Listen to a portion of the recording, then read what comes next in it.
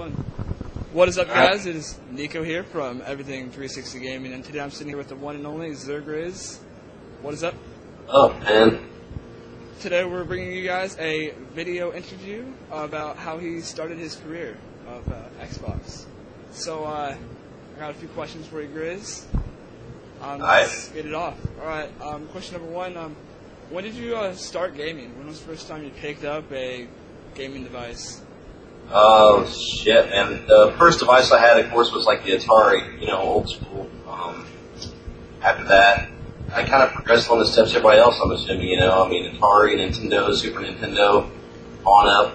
I didn't start playing first-person shooters until I was about 12, and then I was doing, I was playing Doom and Duke Nukem 3D, which we were playing just the other night on 60, but that's where I started out, man. Just basically on PC with FPS. Now, when was the first time you picked up an Xbox controller? Because this is definitely a different time than the Atari. Way after. Yeah. Well, I got the original Xbox when it first came out.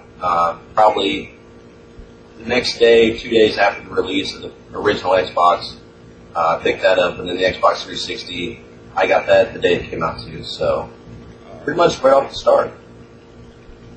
Now, when was the first time you played Call of Duty, and did it ever come to you that you would be known worldwide for playing a video game? First time playing Call of Duty, I picked up the original Call of Duty 1 on the original Xbox, and I just kind of played around with it. It wasn't nothing major.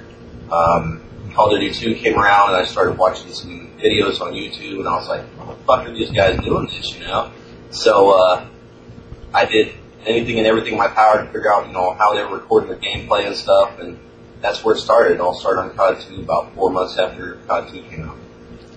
When did you realize that you were as good as you are today, and did somebody mention it, or was it yourself realizing?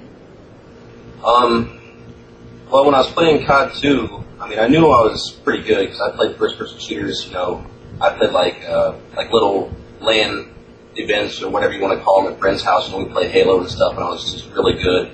And I was even better at Call of Duty. So, as I was playing Call of Duty, I went up on the internet one night, and I'm like, okay, let's try this. Let's get competitive, you know what I mean? And just see what happens. So, I got on the internet, I went to Google, typed in, the best clan on Xbox 360 or Call of Duty 2, and up popped the clan. I tried out, ended up smoking like their entire team, and it just went from there. I was a starter. I played against some of the greatest players I think there were out on COD 2. G4P, Team Fear was still back then.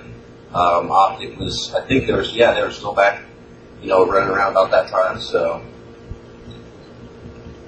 Now, how long did it take you to get to where you are today in the gaming industry?